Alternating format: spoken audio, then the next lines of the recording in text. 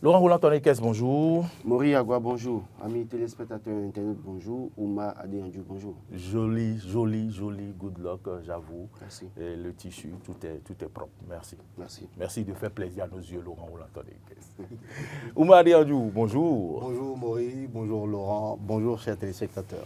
Alors, Laurent Roland-Tonekes, Ouma Adéandjou, hier soir, nous avons été surpris encore par l'annonce du décès notre digne fils, d'une autre personnalité de la République. En moins d'une semaine, le Bénin perd deux fils. D'abord, le ministre Guaro, Yves Tchabi, et puis ensuite un préfet, quand même de haute personnalité, Laurent Roland-Tonekes. Vous avez été certainement surpris par l'annonce du décès du préfet Firmin Couton. Oui, surpris d'abord en tenant compte des conditions dans lesquelles il est passé de vie à trépas. Quand même, c'est une autorité. Ils étaient à une séance de travail.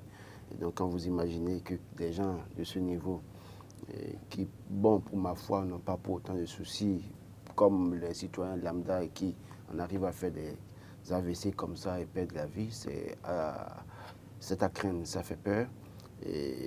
D'abord, il faut rappeler quand même, parce qu'un journal a écrit tout à l'heure que le deuxième préfet qui est mort sous la rupture. C'est le potentiel. Oui, il faut rappeler qu'au début du premier mandat de Patrice Talon, il y avait le préfet des collines qui était décédé, et c'est lui, Firmin Couton, qui avait assumé l'intérim. D'accord. C'est lui qui avait assumé l'intérim du préfet des collines décédé au début du mandat de Patrice Talon. Et malheureusement, à la fin du mandat, pratiquement, lui aussi, il perd la vie. Donc c'est assez surprenant. Moi, je dirais quel destin. C'est un monsieur que vous rappelez que vous et moi, on avait la charge de réaliser le bilan des 2 ans du gouvernement en 2018. Tout à fait. Et donc, c'est un préfet que j'avais rencontré parce que quand on devait interviewer les préfets, on l'a appelé, il nous avait dit qu'il serait à la préfecture des collines. Et donc, on l'avait attendu là-bas, il nous a rejoint. Assez sympathique quand même aussi, assez simple. Bon, moi, je crois que le gouvernement perd en moins d'une semaine 2 valeurs sûres, malheureusement. Il va falloir que les gens essayent de se ménager pour voir qu'est-ce qu'il faut faire pour éviter de telles pertes. Parce que l'autre est mort par accident, on a vu les conditions dans lesquelles il est mort par accident. Et celui-ci qui meurt comme ça en pleine séance de travail, au cours d'une réunion, qui sent des malaises et puis passe de vie à trépas aussi facilement, ça fait peur. Donc il revient au gouvernement de voir comment est-ce que d'abord, sur la question des accidents de la route, travailler à ce que les gens soient davantage sécurisés et conscients du danger qu'ils courent. Vous avez vu à la une, Jacques Kayadi travaille, un quotidien nous l'a montré, qu'il a rencontré des cadres pour donc voir dans quelle mesure éviter les accidents sur nos routes. Oui. Donc ça veut dire que c'est une question qui préoccupe déjà le gouvernement. Vous faites bien d'en parler également. Justement. Moi, j'ai été hors de Cotonou le week-end dernier. J'ai pu voir les véhicules de l'État plaque bleue rouler à une vitesse assez raisonnable. J'étais surpris. Ah, chaque fois qu'on... Je crois qu'ils ont reçu certainement des consignes. J'ai vu la vitesse à laquelle les véhicules, la plupart du temps, roulaient. Je disais, attention, cette affaire a fait prendre conscience aux gens. Parce que malheureusement, qu'on le veuille ou non, les véhicules administratifs, les gens conduisent parfois. On a un truc à faire le lendemain à 7 h, on quitte ici à 22 h avec la voiture. On fait la nuit, on fait n'importe comment, ou parfois on a un truc à faire à 16 h à Parakou. Et c'est le jour-là, à 5 h ou à 6 h, à 7 h, on dit au chauffeur, oui, il faut filer, on doit être à l'heure. Et parfois on crie, parfois sur le chauffeur. On se fâche. On fuse le chauffeur. Oui, donc il y a ces choses à régler. Et au-delà aussi, c'est que parfois quand vous faites l'erreur de dormir dans les véhicules. Ce n'est pas que les chauffeurs des véhicules administratifs, même les bus que nous prenons. Et c'est pour ça que je pense fondamentalement qu'il faut prendre des mesures pour les essais de vitesse. Il faut sanctionner sans état d'âme. Parce que même dans les bus, là, quand vous rentrez dedans et que vous dormez un peu, parce qu'il y a d'autres qui aiment la vitesse, mais il y a d'autres qui n'aiment pas du tout. Vous dormez un peu, vous retrouvez, vous avez quitté la cave peut-être à 8 h, mais déjà à 9 h, on vous dit que vous êtes à bord. Vous voyez quand même, c'est bon. Peut-être que déjà dans les encablures de Dija, donc de 7 h. Donc vous imaginez un peu comment c'est difficile. Moi j'estime qu'il faut prendre des mesures contre les excès de vitesse. Nous avons des voies, les voies ont été aménagées ces temps-ci, certes, mais pour autant, ces voies que nous avons ne facilitent pas ou ne permettent pas pour autant, d'abord, l'étendue des voies, et après, il y a quelques soucis sur nos voies. Et quand on voit un danger, automatiquement, le pire n'est pas à éviter. Donc, je crois qu'il faut vraiment régler ça. Et puis après, sur la question de la santé des gens. Parce que si un préfet, qui pour moi, peut avoir tous les moyens de subvenir à ses besoins sanitaires, on arrive à faire une crise comme ça veut dire que, bon, d'ailleurs, tout le monde, personne n'est à l'abri. Personne n'est à l'abri. Comme on le dit souvent oui, ici, on est des malades qui s'ignorent. Oui, mais on peut toujours prendre des dispositions pour éviter ça. Il y a aussi que la pression. La charge du travail, la pression aussi. La fatigue. Qu'on accumule. Voilà.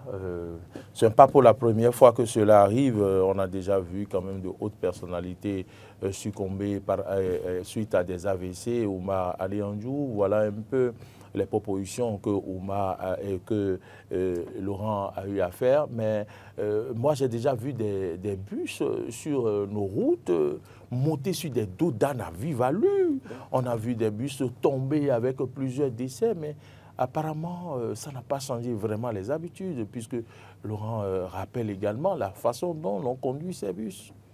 Oui, et il a remarqué une prise de conscience par rapport aux véhicules étatiques. Oui, avant d'en arriver là, permettez-moi quand même de dire un mot par rapport au décès enfin, pas un mot spécialement par rapport à l'homme, mais déjà par rapport au fait que c'est un de nos compatriotes qui part. Et moi, je prends toujours, quand la mort advient comme ça, moi, je prends toujours la chose avec beaucoup de philosophie. Et je n'aime pas regarder les alentours parce que c'est ressasser les choses et créer peut-être encore plus de douleur, plus de ressentiment et tout.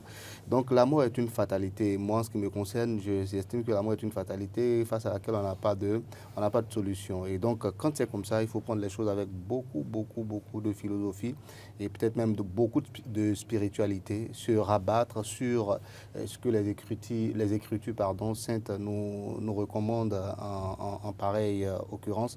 Donc, voilà, moi je dis, c'est un digne fils du Bénin qui tombe encore les âmes à la main et donc on n'y peut rien. La mort fait partie de la vie.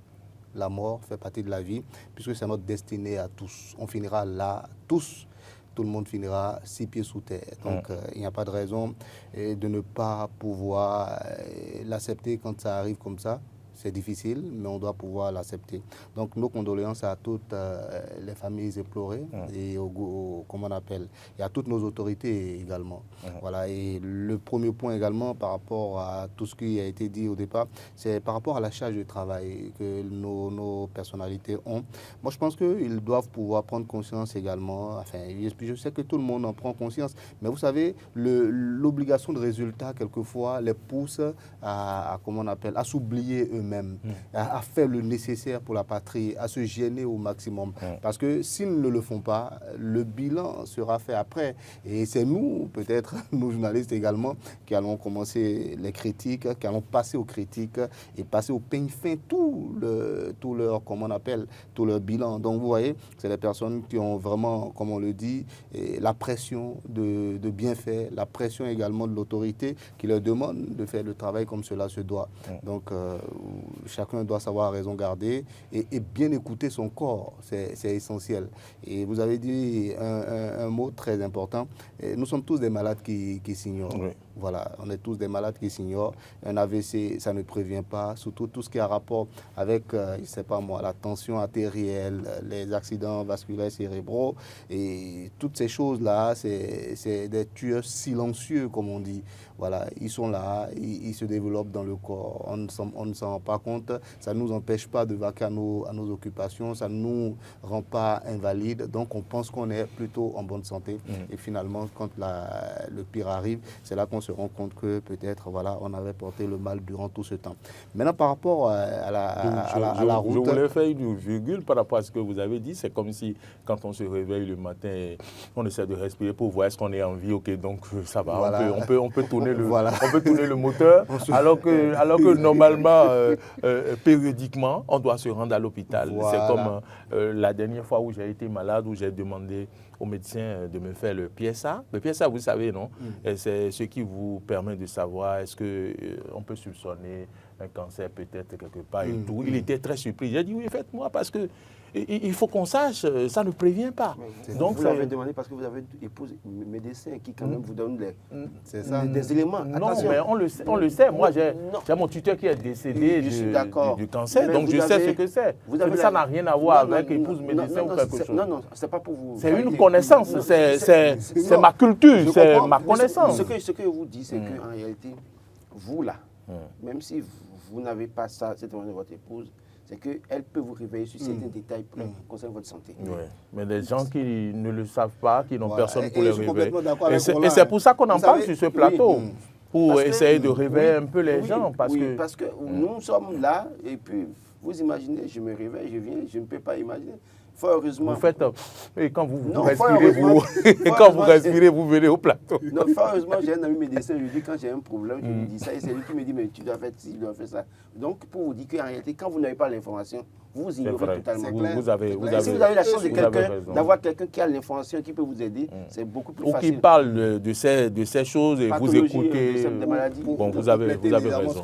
Ce que Laurent vient de dire, vous savez, votre personnalité, ce que vous êtes, c'est la résultante de tout ce que vous fréquentez régulièrement. Vous êtes d'accord avec moi? C'est tout ce que ces personnes-là vous apportent en tant qu'humain. C'est ça qui fait également vous, votre personnalité. Et donc, il n'y a pas de raison que le fait que vous vivez avec une femme qui est dans cette corporation n'ait pas de répercussions sur votre manière de vous voir, votre relation, voilà, à tout ce qui a rapport avec la santé.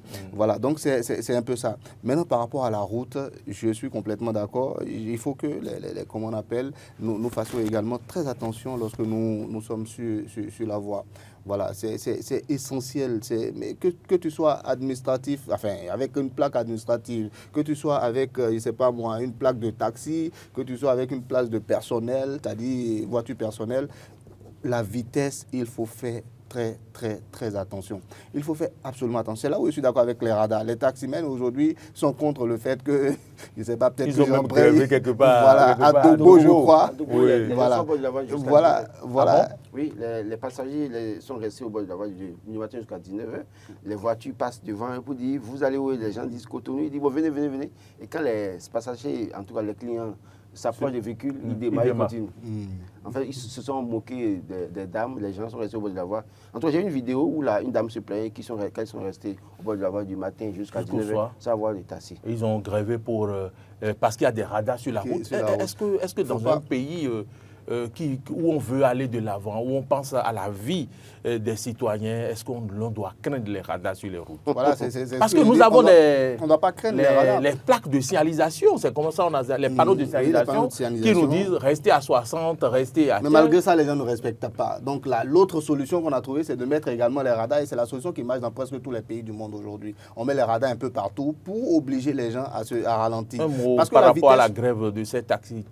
Oui, c'est de l'indiscipline. Et face à l'indiscipline, il ne faut pas tout de suite mettre la rigueur, commencer à dire non. Moi, je pense qu'il faut sensibiliser, il faut les rapprocher. Enfin, il faut les approcher, je veux dire, les écouter. Il faut qu'on se parle. Donc le préfet parle avec eux. Peut-être le préfet, peut-être d'autres personnes également. Je ne sais pas si on est obligé tout de suite d'aller au niveau du préfet, mais on peut quand même les rencontrer, leur expliquer le bien fondé des radars. Pourquoi est-ce qu'on met les radars? Parce que la vitesse, c'est ça qui tue essentiellement. Oui, c'est vrai que la mort peut arriver à tout moment, mais la vitesse peut être à la base de beaucoup d'accidents. Donc on n'a qu'à leur laisser la voie pour qu'ils fassent tombeau ouvert comme ils veulent. On ne peut pas leur laisser la voie ainsi. Donc il faut les écouter. C'est quoi qui les gêne dans le fait qu'il y a des radars? Est-ce que cela est utilisé de manière à leur faire payer des taxes voilà. Peut-être qu'ils ont des raisons qui tiennent aussi, on ne sait pas. Mais moi je pense que c'est peut-être de l'indiscipline essentiellement. Les gens n'ont pas compris. Et puis vous savez, quand les gens ont déjà gardé des habitudes pendant très longtemps, c'est bien compliqué de les déshabituer, de leur dire écoutez, il faut arrêter ça du jour au lendemain. Donc il faut beaucoup leur parler, il faut de la sensibilisation. Je pense que c'est essentiel. Les radars, on ne peut pas s'en passer. Enfin, si on veut la sécurité sur les voies, moi je rêve même qu'on ait des radars fixes, pas des radars que les policiers vont trimballer à longueur de journée, des radars fixes qui seront là, où chacun sait que à tel angle là, il y a tel radar. Voilà. Donc je me prépare par rapport à ça. Je crois que dans d'autres pays, c'est ce qui se fait. On met des radars pour quand même réguler la vitesse, parce que Vous allez voir, quand vous quittez Cotonou aujourd'hui pour aller à Ouida ou à Comé. Mais aussi, moi, je n'aime pas les surprises des radars. Vous voyez, je préfère qu'on mette des radars, des points stratégiques. Oui. Et on sait que forcément, il y a les radars qui nous surveillent. Et on saura se comporter. Quand vous prenez la route de Lomé, Comé ou Ouida aujourd'hui, vous allez voir que la vitesse est tellement modérée. Pas tous les véhicules, parce que tout le monde sait qu'il y a radar, c'est tellement à Pao. Tout moment. Et puis il y a la sortie. On ne sait pas quand est-ce que le fou vient au marché. Voilà, donc on ne sait pas quand est-ce que le radar sort. Donc tout le monde. Je crois que c'est fréquent maintenant sur ce tronçon. Donc vers Pao, dans les encablures de Pao, vous avez le radar. Vers la sortie de Ouida, vous avez le radar. Et puis peut-être quand vous dépassez, vous voulez aller à Lomé, peut-être quelque part vous avez le radar. Donc du coup, les gens volent de façon modérée aujourd'hui. Et donc je crois que si déjà les gens sont conscients de ce que sur ce tronçon ne doit plus filer et qu'il y a les radars, je crois que rentre dans les habitudes. Ça rentre dans les habitudes. Autant mieux mettre les radars quand même pour qu'on sache que désormais là sur les tronçons il n'y a plus de radar. Il faut quand même essayer d'identifier des points stratégiques où on peut mettre des radars, où les gens en circulant pour aller par exemple à Parakou doivent savoir que pour excéder dans la vitesse, c'est pas certainement, c'est peut-être sur 5 km qui peuvent se permettre ça. Mais quand ils dépassent ça automatiquement, il y a toujours un radar quelque part qui les contraint à ralentir. Je crois qu'il faut faire ce travail-là. Et les gens vont vraiment se discipliner. Et moi, je pense qu'il faut toujours innover. Vous savez, aujourd'hui, par exemple, en Côte d'Ivoire, quand tu roules dans la ville d'Abidjan, c'est sur ton téléphone portable que tu reçois la contravention. Personne ne t'arrête. Oui, mais on risque d'en arriver là avec toutes nos informations. Et moi, je l'espère. Avec toutes nos informations. Voilà. Et c'est là où je dis qu'il faut continuer à innover. De sorte que le conducteur qui est là, on ne lui dit rien, mais étant donné que sa plaque a été flashée par le radar, immédiatement il va recevoir une contravention sur son portable. En Côte d'Ivoire ici. Oui, en Côte d'Ivoire tout près. Il ne faut pas réveiller les autorités. Mais il y a un problème fondamental. On n'est pas parti en Europe encore, juste à côté de nous. Donc nous aussi on doit en arriver là. Non, c'est essentiel. Laurent, il veut le cas du ministre. Non, je crois que c'est normal. C'est essentiel. Mais il y a un problème fondamental. Le ministre est mort. Enfin, arrêtons de. Il y a un problème. Ça, bon, il y a un problème aussi, c'est que les radars, on en parle. C'est bon pour réguler la circulation, éviter les essais de vitesse, d'accord. Mais quand le radar vous arrête, est-ce qu'on vous montre le cliché au moins? Oui, le plus souvent. Oui, il y en a qui n'ont pas le cliché. C'est-à-dire qu'à un moment donné, il va falloir trouver le moyen de convaincre les gens aussi pour dire que... C'est pourquoi il faut parce qu'il y a des gens qui sont arrêtés. Si vous contestez longtemps, ils vont vous montrer à quelle vitesse les gens vous disent clairement qu'il y en a qui se plaignent parce qu'ils n'ont pas les clichés. Et puis après, on dit, bon, on leur montre que, bon, ils ont un essai de vitesse. Mais en réalité, ailleurs, on vous montre le cliché. Vous avez les preuves sur la main et là où vous ne pouvez pas contester. Je crois qu'il y a beaucoup de choses à faire. Moi, je ne suis pas contre le fait qu'on contrôle les vitesses, mais je pense qu'il vaut mieux organiser. Et puis, comme il le dit, on parle de dématérialisation au Bénin aujourd'hui. Oui. Donc, en temps normal, quand on voit l'immatriculation de la voiture Mori passer, on n'a pas besoin de le bousculer dans la circulation. Voilà. Dès qu'il bouge, il s'en va. Il n'y a pas de problème. Vous relevez l'immatriculation, vous tapez dans la machine, vous avez le numéro, le nom du propriétaire, vous avez son contact. Et vous lui balancez la contravention automatiquement. S'il conteste maintenant, il peut venir, vous lui sortez maintenant les clichés. Voilà, c'est tout. C'est tout simple. Et presque tous les individus parce que le fait d'arrêter les gens... Oui. Donc, on connaît ton compte, comment on appelle, au trésor. Si tu ne viens pas payer, dans 5 ans, dans 10 ans, on va te le rappeler. Ça, il n'y a aucun souci. Voilà, puisque ton compte existe au niveau de comment on appelle, du fisc. Encore qu'aujourd'hui, avec le numéro IFU, vous êtes très facilement tracé. Voilà. Donc on n'a même pas, ils n'ont pas besoin de se gêner. Voilà. Je pense que cette affaire d'arrêter les gens de faire des rangs, puis après, écoutez, oui, il y a le radar et les gens payent maintenant en ligne. Mais attention, parce qu'il y a de l'argent quand même qui circule. Il faut sensibiliser les gens. Il ne faut pas tout de suite les bousculer. Ça pourrait être mal pris par les populations qui ne comprennent pas. Si vous n'allez pas payer, comme on le fait ailleurs, on vous diminue des points sur votre permis de conduire. Bon, on n'a pas encore tout le matériel pour tout ça. Non. Mais oui, mais on doit en arriver là. Parlant du permis de conduire, la tricherie au niveau des candidats, ils pensent quand même que c'est comme avant où il n'y a plus de candidats, il n'y a plus de tricherie maintenant. On peut aller. Vous osez, vous irez. Certains ont acheté leur permis et ils se permettent de quitter Cotonou pour aller passer leur permis à Boycon. Je pense que maintenant, c'est strict. Hein. Vous passez le vrai permis avec tout ce qu'il faut. Oui, je crois que c'est le DG de l'ANAT qui nous faisait un témoignage l'année passée.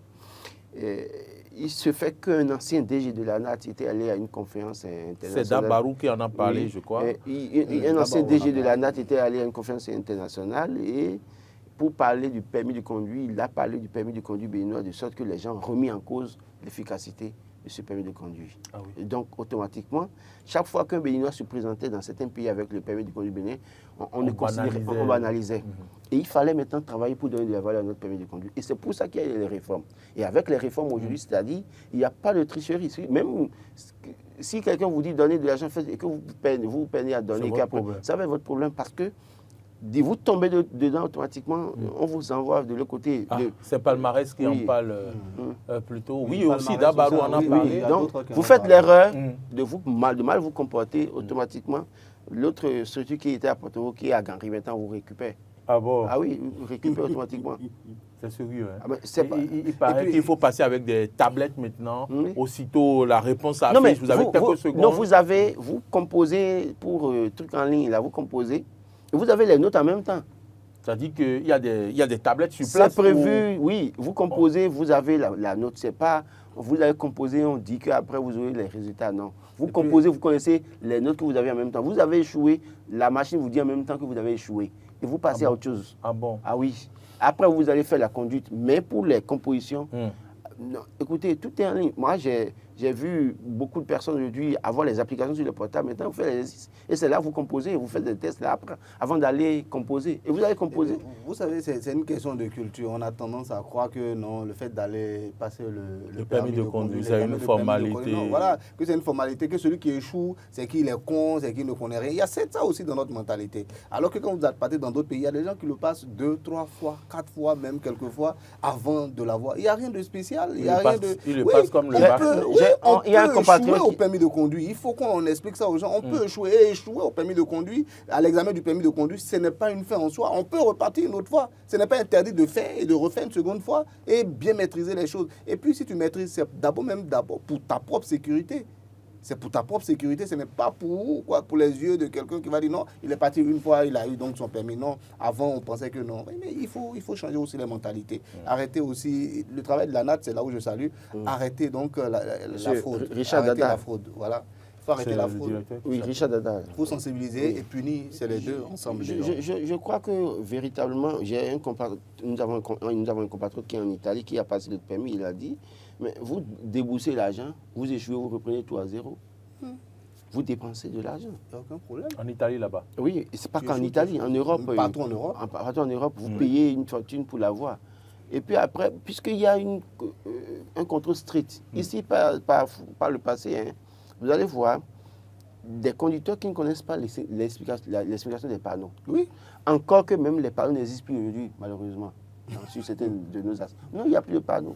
Prenez certains de nos axes aujourd'hui. Non, je comprends ce que vous dites. Oui. C'est que les panneaux existants, les gens ne comprenaient pas toutes les fois les significations. Non, c'est vrai. Maintenant, l'absence des panneaux leur rend service en réalité. Vous voyez un peu. C'est pour vous dire qu'il y a un travail à faire dans ce secteur-là. Et les réformes opérées dans ce secteur nous aident fondamentalement. Vous allez voir même les camions aujourd'hui, c'est réglementé. Si vous n'avez pas le cadre de transport, si vous n'avez pas l'autorisation de transport, vous devez aller payer, avoir l'autorisation de transport. Et pour chaque camion, vous devez avoir la carte de transport. Tant que vous ne l'avez pas, vous ne pouvez pas circuler avec votre camion. Vous ne pouvez pas. Et avant d'avoir la carte de transport, l'autorisation de transport, il faut aller faire la visite technique. Il faut aller payer l'assurance. Il faut tout payer d'abord. Donc, du coup, progressivement, les camions qui ne veulent pas faire visite technique ou assurance ne peuvent pas avoir carte de transport. Donc, vous avez la carte de transport, il y a une traçabilité. On tape juste le numéro quelque part. J'ai été quelque part la dernière fois et on devait avoir le contact, comment vous appelez, le numéro permis de conducteur et on ne l'avait pas. Maintenant, juste le nom. Le nom a été tapé dans la machine, automatiquement le nom permis est sorti, avec l'année. Donc automatiquement, et l'immatriculation, quand on a mis automatiquement, on a eu le nom du propriétaire. J'ai compris que vraiment cette réforme aujourd'hui apporte un plus à notre sécurité sur les axes routiers. Il va falloir encourager le gouvernement à faire ce travail pour que sur les axes routiers, qu'on ait des gens suffisamment conscients qui respectent la vie des autres. Les émigrants Oumar Yanjou, le SE de la mairie de Cotonou demande à ce que les émigrants paient les tasses. C'est environ 4 000 et quelques par an. Il y a des émigrants qui ont de faux numéros et qui circulent. Ils vous font tomber et puis ils fuient. Ils vous cognent et puis ils s'enfuient. La dernière fois, j'étais chez moi, j'entends des cris dehors et puis c'est une voiture qui pourchassait un émigrant dans la ruelle. parce qu'il a cassé son rétroviseur et il a remorqué le client qui disait Zemi Diaté, Zemi Diaté. Et il passait dans les rues et la moto faisait comme ça. Et on le pourchassait. Est-ce que c'est normal qu'on vive dans un pays comme ça? C'est malheureux. Vous savez, la plupart du temps, quand je parle des émigrants, dès que j'ai fini de parler, voilà. Il était pourchassé. Et lui, il continue de la il continue. Vous savez, dans les rues, il y a les trous. Donc, celle qu'on a remarqué allait en haut et descendait et disait Zemi Diaté. Je disais que la plupart du temps, quand je finis de parler des émigrants, que je sors d'ici, il y a beaucoup d'amis qui m'attaquent. C'est vrai? Oui, parce que moi... Ils vous suivent? Oui, il y a des amis qui me suivent de temps en temps. Et parce que moi, ils estiment que non, je suis trop dur par rapport à cette histoire. Pour moi, ce truc de émigrants, si ça ne tenait qu'à moi seul là, on ne devrait même pas observer les émigrants dans certaines parties de Cotonou. C'est sincère. Moi, j'ai du mal à comprendre. Les gens ne respectent absolument rien. Donc, tout au moins, si on leur permet de rester dans certaines parties, il faut qu'ils se mettent à jour, non? Dans les périphéries, dans les zones, qu'ils aient des numéros. Dans les zones où on peut, c'est-à-dire où c'est, enfin, je ne sais pas comment, faut pas. Certains emportent les sacs c'est malheureux. De maïs qu'on leur confie, quand on était étudiant, même, il y a certains mecs qui sont partis avec les caméras comment on appelle, de l'école, que les étudiants prenaient pour étudier. Oui. Ah? Oui, ils sont partis avec la caméra. Il a disparu. Attends, je vais acheter à côté. Et puis, lui, il est parti avec la caméra. Donc, vous voyez, ce n'est pas tous les amis qui sont mauvais. Mais le fait qu'on commence à vouloir en faire une profession au Bénin, ça m'exaspère, sincèrement. Ça me fait tellement mal. Moi, j'estime que c'est exposer notre pauvreté. Moi, ça me fait mal. Pour le moment, il faut qu'ils aient les numéros, profession ou pas. Oui, et c'est là où, oui, d'accord. Et c'est là où je salue le travail donc, de la SE au niveau de la mairie de Cotonou. C'est bon. Ils n'ont qu'à tout faire. Du SE, c'est un homme qui est C'est le SE, voilà. Du SE au niveau de la... Il faut que vous allez le saluer. Là, vous allez savoir si c'est un homme qui est là. C'est un homme ou une femme. Non, mais il peut me saluer aussi. Il peut me saluer aussi par l'intermédiaire de Dem TV. Donc, moi, je dis que c'est bien et on doit pouvoir les contrôler pour mettre un peu d'ordre aussi. Et je reviens maintenant à ce qui, moi, me préoccupe. On ne peut pas faire de ce travail-là un métier au Bénin. C'est compliqué. Et puis, là où c'est pire, aller dans les régions reculées. Non, faites l'essai, sincèrement. Faites l'essai d'aller dans les régions reculées et vous allez voir comment est-ce que ce métier de zémigrant-là est en train de tuer vraiment nos localités. Vous allez voir. Quand vous arrivez dans les localités, vous allez voir 2-3 gars assis sous un arbre avec les motos garées là. Ils sont là. Ils sont assis à longueur de journée. C'est Zim, à longueur de journée. Parce qu'ils savent que dès que quelqu'un va arriver tout à l'heure, il aura 200. S'il fait ça 2 fois dans la journée, ça lui fait peut-être 400 francs. Et les 400 francs, rapidement, sa petite bouteille de soda bide à 100 francs. Enfin, son petit... Avec Nenouille 200. Voilà. Et on fait les choses rapidement. La petite famille mange. Et puis, bon, voilà. Et la journée peut recommencer demain matin. Pendant ce temps, tout le terrain que les grands-parents ont laissé, les champs que les grands-parents ont laissés dans, comment on appelle, dans la localité, tous ceux-là sont là comme ça. On ne va pas au champ parce que cette facilité-là existe. Une facilité qui est juste en apparence, en réalité. Donc, finalement, dans ces localités, par exemple, c'est un gros problème. Ça, c'est un premier cas. Deuxième chose encore, tout le monde quitte les localités pour venir à Cotonou parce qu'on permet... Tout le monde vient faire Zémidian. Et ils n'ont pas là où dormir. Il faut aller, par exemple, à la dernière station à droite avant Kaoufouita. Vous les voyez là. Et au-delà de ça, ils sont là sur les motos. Voilà, c'est un travail qui est très éprouvant aussi. Et donc, ils se dopent avec toutes sortes de substances. Je ne sais pas moi. Ils sont assis à longueur de journée. Ils prennent ça à longueur de journée. Et finalement, c'est eux qui sont la source de pas mal de comment on appelle, d'incidents sur nos voies. Donc, il faut penser à toutes ces choses-là. C'est la raison pour laquelle moi je dis, Zémidian, commençons déjà à réfléchir. Comment est-ce qu'on fait pour... Enfin, pour moi, ce n'est pas un travail... Oui, pour décourager. Oui, il faut le dire. Commençons à décourager ça. Ce n'est pas un bon travail. Tous nos bras valides se jettent dedans. Tous nos bras valides se jettent dans ce travail-là qui, pour moi, constitue une manière d'exposer notre pauvreté, la pauvreté du Bénin. Ça, c'est moi, hein. Peut-être que je suis un peu trop dur, peut-être que je ne comprends rien, mais c'est comme ça que je conçois les choses. On est déjà riche au Bénin. Ça commence à venir. Je commence à venir. Il faut garder espoir. Je comprends l'amertume de Ouma sur certains sujets concernant les émigrants. Mais je ne partage pas entièrement sa position. D'ailleurs, quand il dit que nous exposons notre pauvreté, quand nous avons besoin, le peuple a besoin de certaines choses, Les gouvernants nous disent que nous avons un pays pauvre, nous n'avons pas de ressources. C'est eux qui nous apprennent à nous rendre compte que nous sommes pauvres. Ou bien, quand on a des choses, le plus souvent, quand on demande, les autorités disent qu'on n'a pas l'argent. N'oubliez pas que nous sommes un pays essentiellement fiscal, on n'a pas les moyens, des trucs comme ça. Le plus souvent, pardon, vous faites bien de dire, ce n'est pas moi qui ai dit ça maintenant. Quand on demande l'augmentation, on dit, mais où sont les moyens, tout ça là.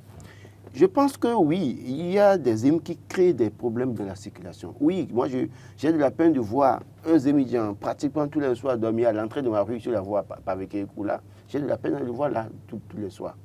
Il s'allonge sur sa moto, il dort là, vous passez là 1h, 2h du matin. C'est déjà arrivé plusieurs fois, je suis sorti la nuit, exprès pour aller voir au Carrefour Ita, des Zémidjans en train de dormir à la Belle Étoile. Moi, je ne supporte pas ça. Et moi, je pense que oui, c'est des choses qui font que parfois on peut remettre en cause la profession des Zémidjans. Mais je voulais quand même rappeler à Ouma que si vous allez à Bastila, avant Péninsulu, il y a un fétiche au bord de la voie, on appelle ça Nagaïlé. Vous devez passer par là pour aller à Patago. Il n'y a pas de voiture pour aller là-bas. C'est un Zémidjan qui vous amène. C'est un exemple que je vous donne. Vous allez ici, là, à Glo, ici, là. Vous voulez aller à Toré. D'accord? Il n'y a pas de voiture taxi pour vous amener de Glo à Toré. Ce n'est pas possible. Compte tenu de l'état de la voie aussi déjà, et compte tenu de la poussée, d'abord, il n'y a pas de taxi sur ce tronçon-là. C'est un Zémidjan qui vous amène. C'est que nos conditions de circulation de voie aujourd'hui font que dans certaines localités, on est obligé de faire recours à des Zémidjans. Donc il y a nos réalités. Il y a nos réalités que nous vivons. Et mieux, quand vous parlez de nos localités, moi j'ai grandi à Alada, Tagoudo, village de mon père et de ma mère. Mes parents n'avaient pas de terre que je pourrais exploiter. Il y a des gens qui sont héritiers. On peut condamner ces personnes-là qui vendent les terres de leurs parents à Tendi, à Banizou, Djayot pour venir faire des Zémidjan. On peut les condamner. Mais ce n'est pas tous ceux qui sont dans les villages qui ont des domaines à cultiver. Et pour même cultiver dans des domaines parfois, c'est qu'il faut aller louer, il faut avoir l'argent pour louer. Et la plupart de ceux-là qui conduisent moto que vous voyez aujourd'hui, c'est des gens qui conduisent ce qu'on appelle moto confiée, contrat. Ils n'ont pas l'argent. Ils n'ont pas d'autre solution. Personne pour les aider. Et on leur dit maintenant, tu conduis la moto pendant 1 an et demi, et puis la moto te revient. C'est la réalité de chez nous, ça. Les gens, il y a beaucoup qui vont faire Zémidjan, pas par volonté. Pas contrainte. Pas contrainte parce que n'ayant pas d'autre solution. Parce qu'il n'y a personne pour voler à leur secours. Vous allez à Agla, ou je ne sais pas, il y a une association qu'on appelle Novillon quelque part. Il y a une autre association dont je vois le nom m'échappe. Mais ces associations... Les associations politiques? Non, les associations. Et puis, quand vous mourrez à Goua, vous avez la possibilité de rentabiliser à partir d'une moto. Vous allez voir l'association, vous leur remettez l'argent, ils achètent la moto, ils vous cherchent celui qui va conduire. Et la personne vous conduit, et c'est chez cette association que vous avez des sous. Parce que le plus souvent, il y en a qui prennent les motos qui disparaissent ou font des... C'est comme les agences immobilières. Moi, je pense que oui, les Zémidjans nous créent des dégâts. Pas tous. Parce qu'il y a des Zémidjans très corrects, je vous assure. Ils ne sont pas nombreux. Non, oui, mais je dis il y a des Zémidjans corrects. Quand vous tombez sur eux, vous comprenez qu'il y a des gens corrects. Il y a des gens qui ont conduit Zémidjan n'ayant aucune solution, qui aujourd'hui ont conduit Zémidjan depuis 10 ans. Et c'est ça qui leur a permis d'acheter une maison, de construire, d'envoyer les enfants à l'école. Même certains ont pu avoir les enfants, ont eu la chance, des enfants à étudier pour avoir la bourse pour aller à l'extérieur. Parce qu'ils n'avaient pas de solution. J'ai pris des Zémidjans qui m'ont dit, nous on travaille par exemple simple, je ne le dis pas pour faire de la fixation, le monsieur dit, je travaillais à Kajaf Commune, c'est fermé. Je n'ai pas d'autre solution. J'ai dû prendre mon économie pour acheter la moto et ça me permet de conduire. Et c'est ça qui me permet de vivre. Et là, heureusement pour lui, quand il travaillait, il a acheté un domaine à Alada, il a construit. Tous les matins, il quitte Alada avec sa moto, il porte son maillot, il vient travailler à Cotonou et les soirs, il retourne là-bas. Mais il n'a pas, s'il avait d'autres choix, je suis sûr qu'il n'irait pas faire Zémidjan. Oui, l'aspect des numéros, faux numéros, il faut travailler à cela parce qu'aujourd'hui, est-ce que vous savez que beaucoup de fonctionnaires dans nos organisations, surtout les agents de sécurité, comment vous appelez à la sortie, le soir, conduisent Zémidjan. Les agents de, comment vous appelez ça? Les coursiers. Les coursiers, les agents plus souvent, de surface. Les agents, voilà, de liaison, ou techniciens de surface. Quand ils finissent le soir, ils prennent le maillot jaune là pour chercher à arrondir. Et ça leur marche. Parce que quand vous êtes agent d'entretien et que vous êtes à 45 000 francs et que vous avez loué à Bon-Calavi, vous payez le loyer 20 000 francs, il vous reste combien? Donc le plus souvent, ils prennent leur moto, ils prennent le maillot et ça leur permet de gagner quelque chose. Ce n'est pas encouragé. j'estime, oui, qu'il ne faut pas encourager ça. Mais en l'absence de solution, les gens sont obligés de s'adonner à ça en entendant. Il nous revient à nous de réfléchir ensemble, que ce soit nous soyons journalistes ou politiciens ou autre. Qu'est-ce que nous pouvons faire pour améliorer les choses? Le SMIC aujourd'hui, le montant auquel le SMIC est aujourd'hui, est-ce qu'en réalité, véritablement, quelqu'un qui a le SMIC peut bien vivre? Surtout quand il est à Cotonou et qu'on lui paye le SMIC. Est-ce qu'il peut bien vivre? Donc si on peut travailler à revoir les traitements au niveau de chaque administration, même du privé et autres là, je crois qu'on va contribuer déjà à éliminer ce phénomène-là au niveau des travailleurs qui font ça comme activité secondaire. Et puis après, on travaillera à créer les conditions pour les gens dans les localités. Parce que vous voyez, quand je parle bien de Didier Gbanizou et autres là, mais n'oubliez pas que là-bas, il y a la rareté des pluies. Et les sols sont suffisamment durs. Le travail est pénible. Il faut qu'on aille davantage à la mécanisation, qu'on travaille pour l'irrigation, qu'on mette des systèmes d'irrigation dans ces localités pour encourager les gens à les accompagner. Ça, c'est des milliards, hein? Oui, mais il revient à l'État de réfléchir. C'est une volonté politique. Oui, je vais vous donner la parole. Nous fassions en sorte qu'ensemble, nous réfléchissions pour trouver des projets pour aider ces personnes. Parce que même dans Calavi ici, là, vous voyez la saison sèche, je ne sais pas si vous avez les... Moi, derrière ma chambre, j'ai l'habitude de cultiver, j'ai du manioc et autres là. Mais là, c'est difficile. Quand les gens sont confrontés à cette difficulté... Parlons du manioc, projet manioc pour pouvoir faire la réinsertion des émigrants, mais c'est des immeubles qui sont sortis de terre, des quartiers qui sont nés. L'autre aspect, pour finir... Des 4x4 achetés. L'autre aspect pour finir, le plus souvent... On n'a pas vu une bouture de manioc. L'autre aspect pour finir, c'est que parfois, il y a des projets pour aider ces gens dans ces localités. Mais combien de milliards nous mettons dans ces localités? Les gens sont à Cotonou, ils s'enrichissent sur les projets. Et ceux qui sont les véritables devraient être les bénéficiaires de ces projets. Donc, il y a tellement d'éléments. Moi, je suis d'accord qu'il y a des problèmes avec les immigrants. Mais demande la parole. Oui, il y a vraiment des problèmes avec les immigrants. Mais est-ce que c'est leur faute? C'est la faute à nous tous. Omar, est-ce que c'est leur faute? Oui, c'est pas toujours leur faute. Et écoutez-moi très bien lorsque je parle. Je dis, dans certaines... D'abord même, j'avais dit qu'à certains endroits de Cotonou, on ne devrait même pas avoir de immigrants. Oui, ça, vous avez très bien écouté Laurent. J'ai bien écouté Laurent. D'accord, on vous écoute très bien aussi. Il a pris des cas très spécifiques, des gens qui se trouvent dans des situations assez compliquées. Dans tous les pays, ça existe. Hein. Ce n'est pas seulement au Bénin. Il y a des pays pauvres comme le Bénin. Et tout ce que vous avez situé comme situation existe au Bénin. Alors, je vais partir 15 ans en arrière. J'avais eu l'occasion de partir, je crois, au Burkina Faso et j'ai discuté avec quelqu'un. Il a dit, mais chez nous, là-bas, il y a beaucoup de motos et tout ça. Et il a dit, lui, sa moto, il ne peut pas prendre sa moto et chercher de l'argent avec. Ça n'existait pas en ce moment. Allez chercher, fouiller au Burkina, ça n'existait pas encore à Ouagadougou.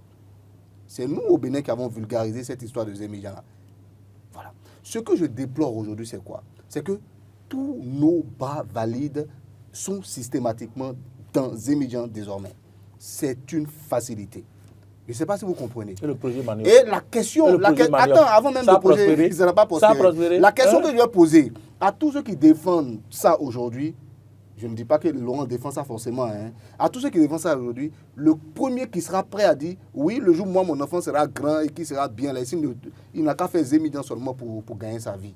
Celui qui est prêt. Non, attendez. Personne ne peut dire ça. Personne ne peut le dire. C'est une situation palliative, mais c'est ce qu'on dit. Non, et c'est ce que nous déplorons aujourd'hui. Aujourd'hui, ce n'est plus un palliatif. C'est à défaut d'avoir le mieux. Voilà. Et aujourd'hui, le problème, c'est que ce n'est plus un palliatif, comme vous dites. Ce n'est plus un simple tremplin sur lequel les gens se mettent pour pouvoir se relancer dans la vie. Ce n'est plus ça. Si tu conduis Zémidjan, tu postules à un poste et on te recrute là-bas, tu vas continuer. On en fait désormais un métier. De sorte que tu peux trouver quelqu'un qui a un master aujourd'hui à 6e et qui se complaît dedans. Et il te dit non, c'est bon, ça va, c'est bon, c'est déjà bon. Moi, je dis que ça, c'est une perte pour le Bénin. Il faut changer sa mentalité. Il faut lui expliquer que dans la vie, on a cité tous les problèmes. OK? Dans la vie, celui qui veut avancer, celui qui veut faire quelque chose, il trouve des solutions. Il ne voit pas que des problèmes. Les problèmes, c'est un moment. Une fois que tu commences à travailler sur ces problèmes-là, il n'y a rien à faire, les solutions viennent. Ça, c'est un premier. Ça, c'est au niveau même de l'individu que je parle. Maintenant, au niveau même de ce que nous-mêmes, nous sommes États, de nos États, au niveau des Béninois de manière générale, regardez un peu l'état du développement des transports en commun chez nous. Nous sommes le pays le plus peut-être à la traîne aujourd'hui en Afrique. Parce que tout simplement... Parce que tout simplement... Il y a pire quand je parle de transport en commun, quel bus aujourd'hui vous avez? Peut-être si ce n'est pas je ne vais pas citer de nom, certains qui quittent aujourd'hui Cotonou pour Porto-Novo régulièrement. comment on appelle, Mais quel transport en commun vous avez, ou transport pouvez en vous dire... commun, on n'en avait pas le passé. Hein. Attendez, Vous je n'étiez viens. pas encore né. Hein. Et pourquoi ça a disparu? Sotraco ou bien Merci des trucs beaucoup. comme ça. Là. Même des pourquoi- on en avait. On avait un Et bateau pourquoi- On en avait, Et attention. pourquoi- Et pourquoi ça a disparu? Oui, parce que la ville n'est pas tracée pour permettre une circulation facile. Ça, Voilà. il fallait Et penser la ça. réponse- Il fallait penser ça Voilà. depuis Voilà. Et la réponse- colonisation et la réponse- ou l'indépendance. Et la Moi, réponse, je la dirais- réponse, je- je finis juste. Et la réponse par rapport à ce que vous venez de dire, la ville n'est pas tracée, tout Pour ça. Et je faciliter dis la que- circulation. Et je dis que c'est parce que tout simplement, nous nous complaisons dans la médiocrité. Nous refusons d'accepter qu'il y a des difficultés. Les difficultés sont là.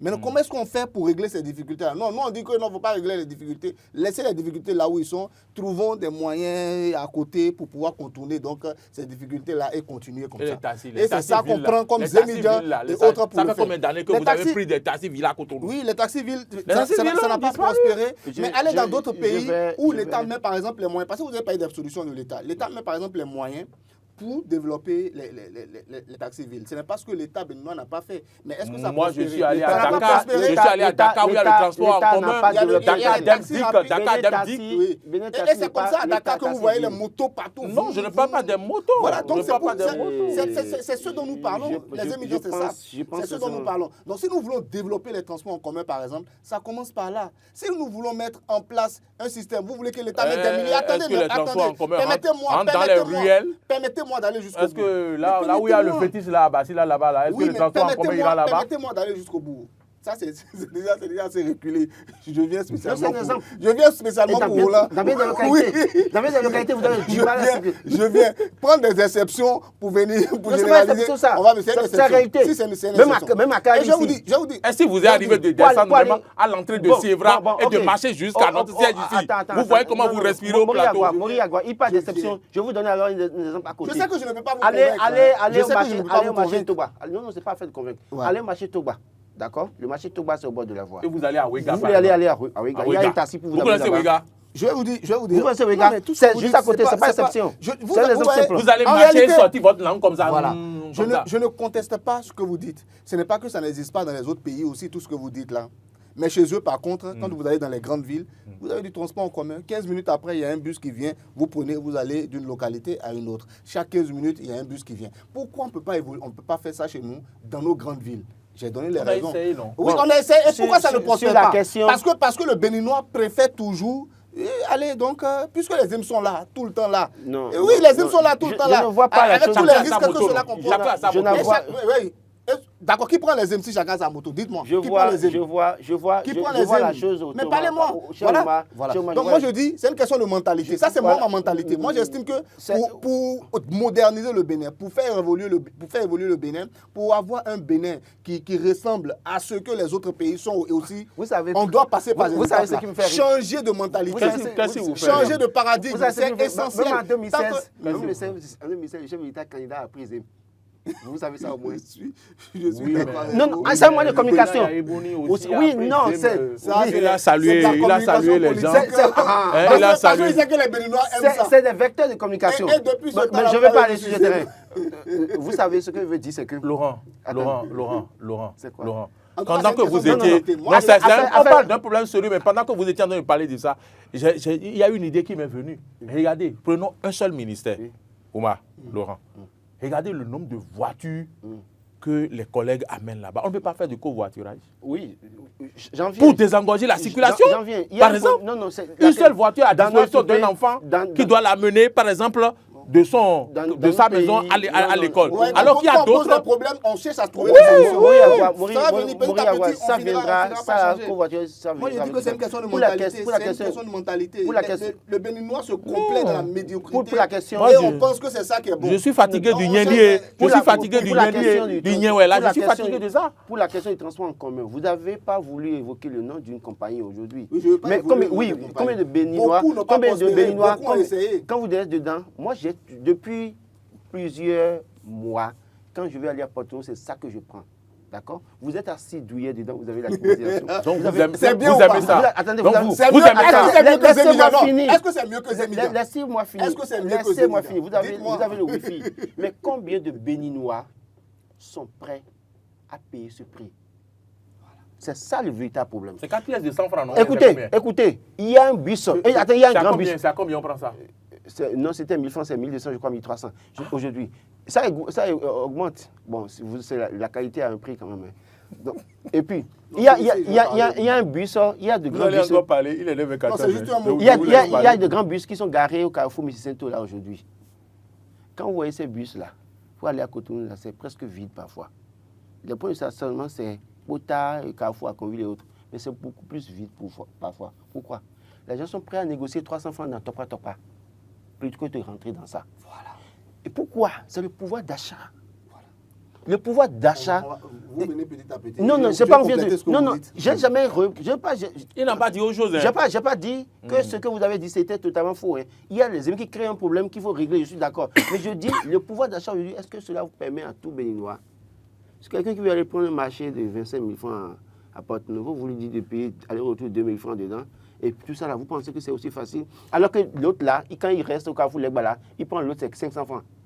Aller-retour, c'est 1000 francs. Il y a ce problème que nous devons chercher à régler d'abord. Mais en dehors de ça, je crois qu'aujourd'hui, nous n'avons pas les conditions. J'ai dit qu'au Ghana, moi j'ai été quand même dans une localité qu'on appelle Adjekodjo. Quand vous prenez, il y a des petits véhicules, ça vous amène dans les coins-recoins, partout. Mais aujourd'hui, est-ce que nous avons ça? La solution ici, dans notre localité, malheureusement, puisqu'il y a la personne de ces motos-là, mais il y a les tricycles aujourd'hui. Les gens prennent les tricycles pour aller dans les coins-recoins. Moi, il m'arrive parfois de ne plus prendre les émigrants pour aller à Cotonou et de prendre les tricycles là. Pourquoi? Parce que les tricycles résolvent le problème aussi facilement. C'est plus cher, non? Oui, c'est cher. Si vous prenez, parfois c'est cher. Parfois c'est cher. Oui, vous allez dire un mot, mais je suis en train de réfléchir. Pour vous dire que parfois... peut-être que les gens nous suivent à la maison, le débat les intéresse. On va clôturer l'analyse. On va clôturer l'analyse, je vais faire l'horoscope. Et puis s'il y a des gens qui veulent réagir, on revient juste après, peut-être pour continuer sur ce débat-là. Les émigrants, on peut régler, mettre fin aux émigrants, mais ce n'est pas de façon brutale. C'est avec le temps. Parce que dès lors qu'il n'y a pas de solution pour les gens aujourd'hui, à demander, Oumar, souffrez que je vous dise que c'est parce que vous avez du boulot aujourd'hui que vous n'avez peut-être pas la compréhension des choses. Nous qui sommes ici là. Laurent, permettez-moi, on va faire un exercice, je vais clôturer l'analyse, je vais faire l'horoscope, on va revenir, d'accord, et on va poursuivre avec ce débat hors cadre actu décalé, puis ce n'est pas prévu, mais on peut le faire, d'accord, puisque c'est intéressant. Permettez-moi, oui, la parole est à vous, permettez-moi, et si les gens sont à la maison, ils nous suivent, en 10 minutes, on va leur permettre de réagir. Voilà, vous avez la parole. Oui, j'avais la parole et je répète une phrase que j'avais dite. Quand on veut vraiment faire quelque chose dans la vie, on cherche des moyens pour le faire. C'est lorsqu'on ne veut rien faire, lorsqu'on n'est pas vraiment motivé pour bien faire la chose, qu'on trouve à chaque fois des difficultés autour. Je vais vous dire, en 2000, quand moi je venais au Bénin après mon bac, en 2000, je prenais le comment on appelle, le bus. Il y a quelqu'un qui est en ligne déjà. Voilà. Allô, bonjour. Oui, bonjour, monsieur. Bonjour, merci de vous présenter. Monsieur Mora de Banikwara. Monsieur Mora de Banikwara, comment allez-vous ce matin? Vous nous avez suivis, vous avez voulu réagir, allez-y. Ah, vraiment. Votre Omar, vraiment. Si Omar devient notre président, c'est que nous les pauvres non, pas du tout. Les jeunes font beaucoup de c'est grâce à jeunes que moi je nourris mes enfants. C'est un Zem qui nous appelle. Oui, je suis d'accord, il y a des gens qui disent comment écoutons-le. Vous voyagez de Malaisie, Espagne, Espagne, France, là. Nous n'avons pas ce changement. Nous n'en avions pas un. Il faut qu'il passe au pauvre. Sinon, ce n'est pas bon ce qu'il dit là. Selon moi, mon avis est soigné. Ce n'est pas bon. La vie est chère partout. D'autres sont là, même mon oncle, il a fait jeune, il a vu à Cotonou, à Calabi. C'est grâce à Jésus qui a construit à Calabi. Et maintenant, vous dites que je viens de...